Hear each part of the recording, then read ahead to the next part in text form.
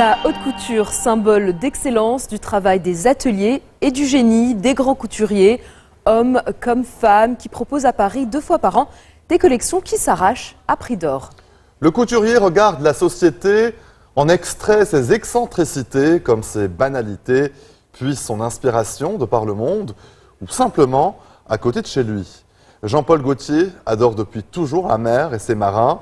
Aujourd'hui, pour l'hiver prochain, il se prend d'amour pour la Bretagne. La haute couture, symbole d'excellence du travail des ateliers et du génie des grands couturiers, hommes comme femmes, qui proposent à Paris 2 fois par an des collections qui s'arrachent à prix d'or. Le couturier regarde la société, en extrait ses excentricités comme ses banalités, puis son inspiration de par le monde ou simplement à côté de chez lui. Jean-Paul Gaultier adore depuis toujours la mer et ses marins. Aujourd'hui, pour l'hiver prochain, il se prend d'amour pour la Bretagne. Un hommage à la Bretagne aussi, quant à la galette, on ne dit pas la crêpe, on dit à la galette. Donc il y a des jupes en forme de galette, qui sont donc comme un rond, un disque et tout. Je trouve que c'est une collection, pour moi, assez nouvelle. Jean-Paul Gaultier réinterprète les folklores celtes et bretons, les coiffes comme les tabliers.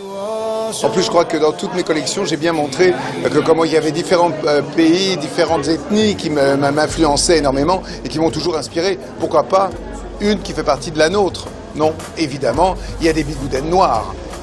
Heureusement, Eh oui. Toute tenue couture intéresse au plus haut point les actrices qui se pressent au défilé. Elles les choisiront ensuite avec soin, selon leurs envies et leurs désirs. Si vous savez qui vous êtes et que vous êtes bien dans vos baskets, cela signifie que vous n'avez peur de rien. Pour moi, c'est ça qui est sexy. Quand vous avez compris ça, peu importe que vous soyez ange ou démon, que vous soyez belle ou sympathique ou humble, une fois que vous avez compris ça, personne ne peut vous l'enlever. C'est à vous. Et c'est la chose la plus sexy de la planète. J'adore ces gens-là. Je pourrais les manger tout crus. C'est pour ça que vous venez chez Jean-Paul Gaultier? Ah oui, il est tellement sexy parce qu'en fait, il n'en a rien à faire. Dior a une nouvelle fois investi le musée Rodin. Une énigmatique construction tubulaire ornée de tableaux pointillistes a servi d'écrin aux créations de Raf Simons. Il est très minutieux et on aime ça parce qu'au final, il y a un résultat splendide pour chaque fille. On a l'impression qu'il a pris du temps pour faire une belle création, rien que pour nous, et on se sent importante et belle. Raf Simons s'est inspiré des grands maîtres flamands, de Jérôme Bosch en particulier et de son Jardin des délices. J'ai trouvé beaucoup de contrastes dans cette œuvre. Quelque chose de très pur et en même temps quelque chose qui a à voir avec l'interdit. Quelque chose de sombre.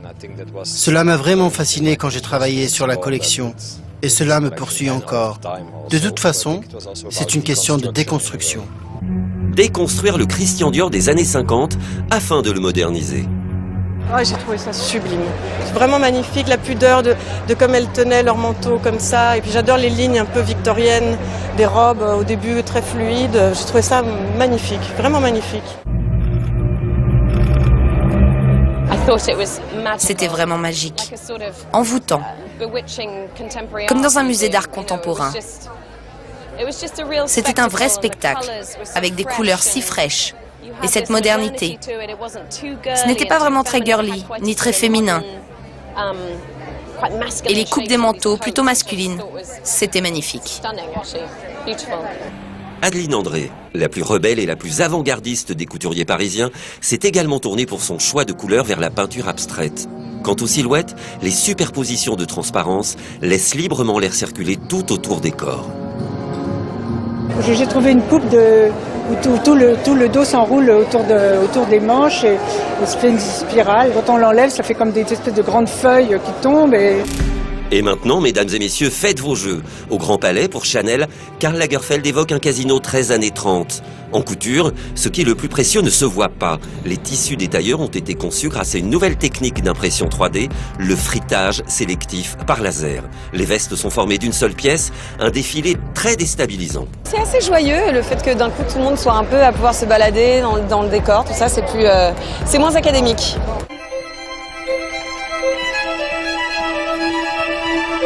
Julien Fournier utilise également les techniques de recherche et impression 3D. Il a coiffé ses muses d'ailes de phénix étoilées.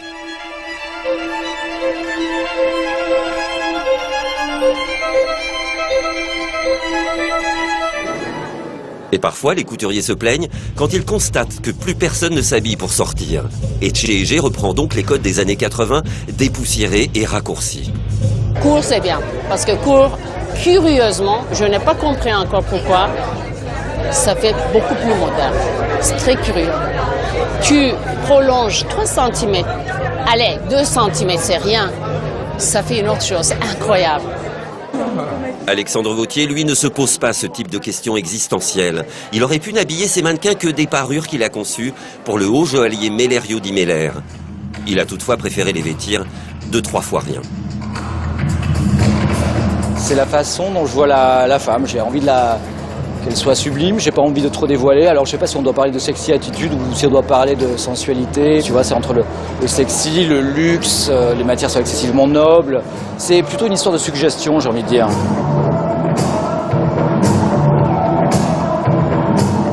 J'adore ces cours comme ça, ces asymétries, voilà, c'est Olivia Newton-John revisitée.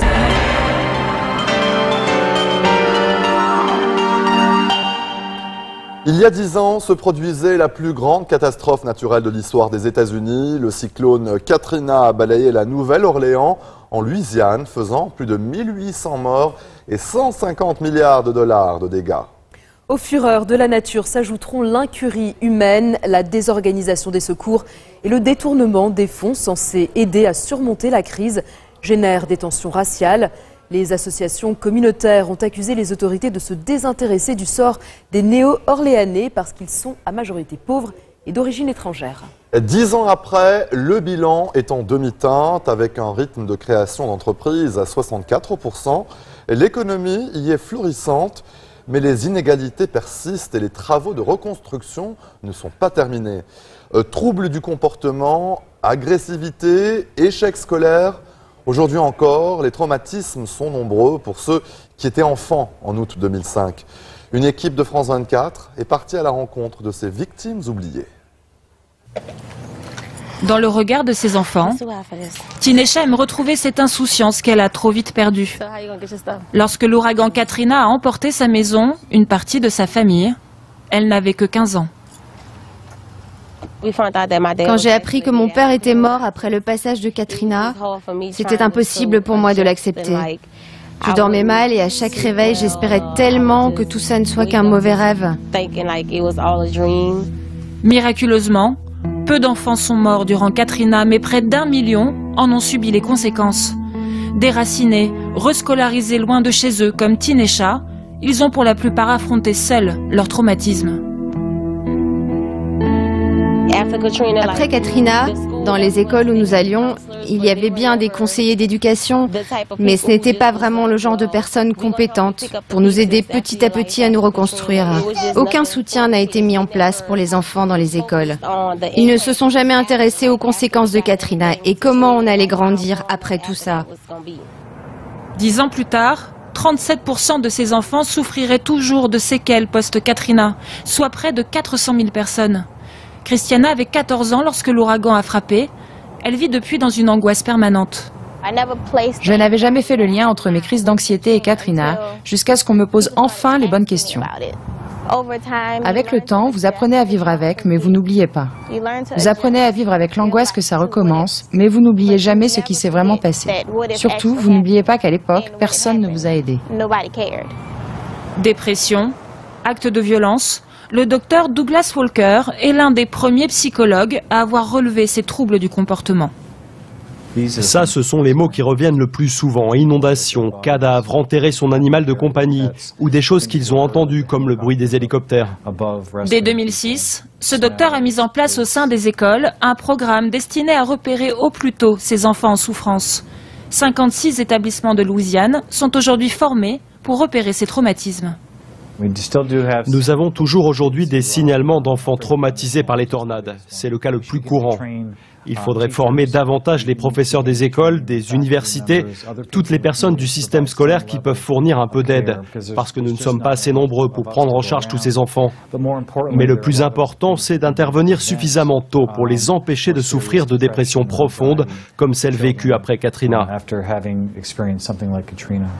Mais depuis une décennie, peu de leçons semblent avoir été tirées. En cas de nouvelle catastrophe naturelle, les enfants seraient toujours aussi exposés. Dans son dernier rapport, l'association Save the Children pointe du doigt l'inaction du gouvernement américain en la matière. La Commission nationale des enfants victimes de catastrophes lui a adressé 81 recommandations d'urgence. Seules 17 ont été mises en action. La première chose que la Commission nationale des enfants a demandé de mettre en place est une stratégie nationale. Une stratégie qui permette enfin de leur venir en aide correctement. Eh bien ça n'existe toujours pas. Elle a également demandé la mise en place d'un programme de soins pédiatriques et de transport d'urgence. Ça n'existe toujours pas non plus. On ne peut pas attendre une catastrophe de l'ampleur de Katrina pour que ce pays se réveille une fois encore. Il faut changer les choses maintenant. Et pour changer les choses dès aujourd'hui, ce sont les enfants de Katrina eux-mêmes qui font preuve d'initiative. À la Nouvelle-Orléans, au musée de l'enfance, une exposition fait résonner les voix de 24 adolescents victimes de Katrina. Parmi eux, Jarvis, 20 ans aujourd'hui. Plein de familles et d'enfants viennent ici et ils pourraient un jour devoir faire face à un ouragan. Alors c'est bien qu'ils entendent nos conseils, ceux d'enfants qui ont eux-mêmes été touchés par ce genre de catastrophe. Il faut qu'ils se disent que ce n'est pas la fin du monde, car même si vous perdez tous vos biens personnels, votre maison, toutes ces choses matérielles, soyez heureux, parce que vous êtes toujours en vie. À la Nouvelle-Orléans, c'est le parti pris assumé aujourd'hui par la majeure partie de la population. Fêter joyeusement les 10 ans de Katrina pour oublier cet ouragan qui reste à ce jour le plus meurtrier des États-Unis. Restez des nôtres, on se retrouve après ceci.